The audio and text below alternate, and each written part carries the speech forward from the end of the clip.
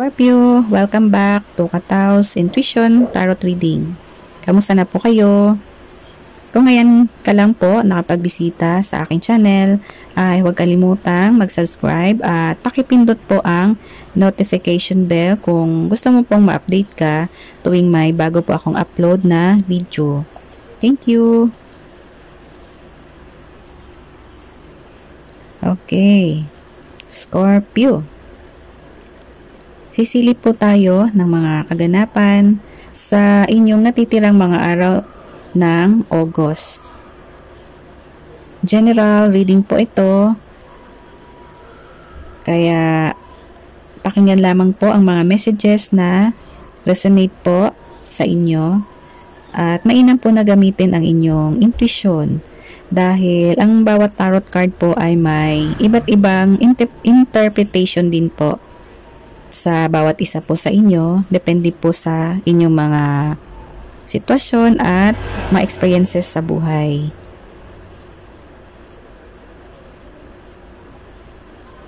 Ayun, so Scorpio, nakikita ko po sa inyong unang tarot cards na mayroon po sa inyo na parang sobrang excited, masayang masaya, tuwang-tuwa. Feeling ko po ay dahil po sa mga dumating sa iyo na mga bagong opportunities. Sa trabaho po ito o career opportunities. Pwedeng excited ka dahil sa bagong simula po ito sa iyong buhay. Isang magandang pagkakataon po na isang wish fulfillment po para sa iyo. Malamang ay matagal mo na itong pinangarap. Matagal mo nang pinagdasal kay God at ngayon ay pinagkaloob na sa iyo.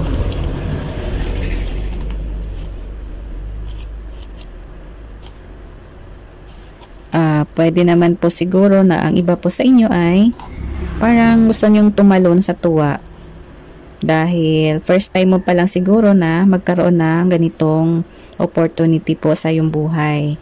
Kaya parang ang taas ng energy mo at willing kang harapin anuman ang mga challenges na mararanasan mo sa iyong journey towards po sa pag-abot ng iyong ambisyon.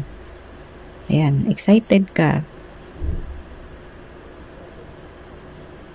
Parang wala kang pakialam sa mga challenges na nakaambang po sa iyo sa daan mo patungo po sa pag-abot po ng iyong pangarap sa buhay.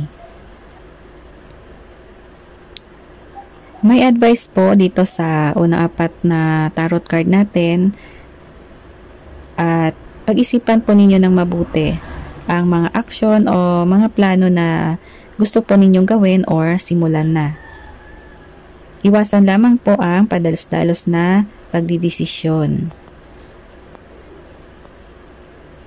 Itong Three of Wands naman po ay nagpapahiwatig po ito na ang iba po sa inyo ay nakagawa na po kayo siguro ng isang plano or desisyon para po sa mga opportunities na dumating po sa inyo.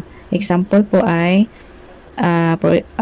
opportunities po para sa isang bagong proyekto, trabaho, o career, o source of income man po iyan. At mukhang ang iba po sa inyo ay nag-iintay na lamang ng oras or mga araw at gagawa na po kayo ng isang action. Kumbaga ay naka-ready na po, nakapag-decide na kayo. Nag-iintay na lang po kayo ng tamang oras para umaksyon po. Parang ready to go na po kayo. Kaya pwede nga iba po sa inyo ay tatawid po ng dagat, magta-travel sa ibang lugar, pwedeng overseas din, para lang po sa mga career at financial goals para po sa inyo. Yan po yung mga magandang opportunity na dumating na siguro sa inyo. Naka-ready na po kayo para mag-go na. Yan po ang nakikita ko po. Itong Ace of Swords po natin ay isang powerful card po ito na nagpapahiwatig tungkol po sa breakthrough at success po na naghihintay po sa inyo. Simbolo din po ito ng triumph at victory. Pero nagpapaabot din po ng message na pwedeng maka-experience po ikaw or kayo ng challenges sa inyong journey sa pag-abot po ng success na naghihintay po sa inyo. So, hindi naman po talaga natin maiwasan yung mga challenges, di ba po? Depende na lang po sa inyo kung paano nyo po i-handle at i-overcome. Pero kung may pangarap po kayo, ay talagang gagawin nyo po yung best. Andito po ang Knight of Wands. At ang card po na ito ay may message po na tulad ng sinabi ko na kanina na willing ka po na labanan at harapin anuman ang mga challenges na mai-encounter po ninyo sa inyong journey po patungo po sa pag-abot ng inyong mga pangarap sa buhay. Wala po kayong pakialam sa mga challenges, parang ganun po. Ang mahalaga po sa inyo ay yung pag-abot po ninyo ng inyong mga goals. Ang mahalaga po sa iba sa inyo ay nandyan na po ang magandang pagkakataon at naka-ready na po kayo. Ready to go na. Ganun po. Pwedeng may ibang Scorpio po na magta-travel overseas bago po magbuwan ng September or baka nakaalis na nga po ang iba sa inyo. Nahuli lang itong prediction natin. May tatawid po ng dagat, tatawid na ibang lugar para lang po sa mga iba't ibang opportunities po. Para naman po sa ibang Scorpio, ang talas ng inyong isipan at ang galing mo sa komunikasyon ang siyang susi mo para sa iyong pagtatagumpay sa buhay.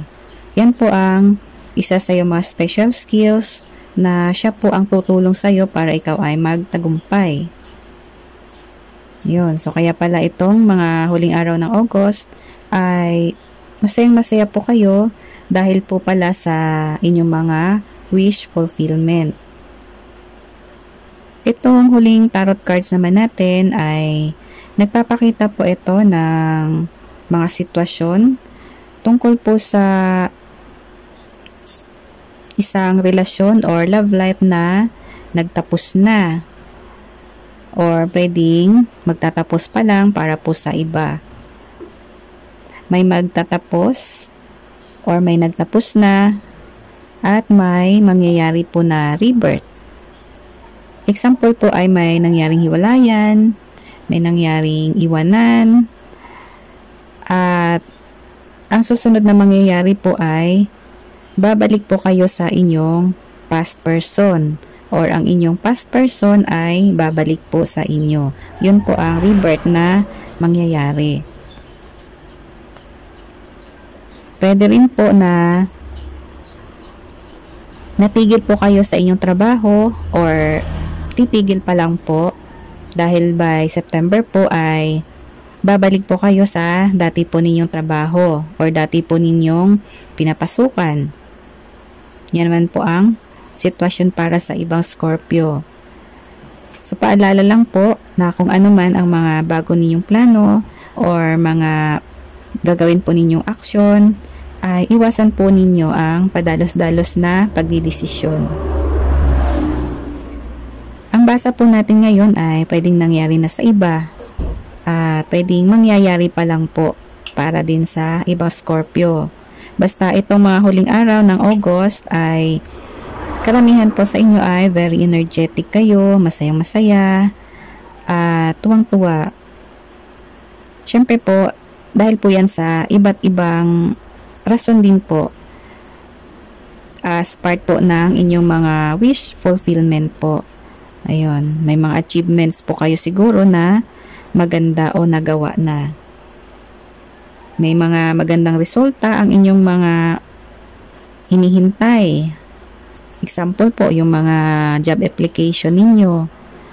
May magandang resulta po, kaya masaya po kayo at excited.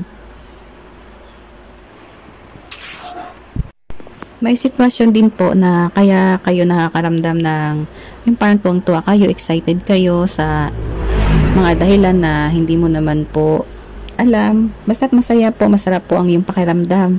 Ibig sabihin po, may dadating po sa inyong magandang balita or may dadating sa inyo na blessing na mga unexpected po. Basta yung dadating po sa inyo ay mga magagandang bagay. Kaya parang nararamdaman nyo po yun sa inyong mga puso. Ayun, kaya sa mga Scorpio na resonate po sa ating reading ngayon ay napaka-blessed po ninyo. Kaya huwag nyo pong kalimutan na laging magpasalamat po sa Amang Diyos. Dahil blessed na blessed po kayo. Ayun, so kung nagustuhan po ninyo itong ating reading ngayon ay huwag nyo po kalimutang mag-like at mag-subscribe. Maraming salamat po sa inyo. Bye-bye. God bless.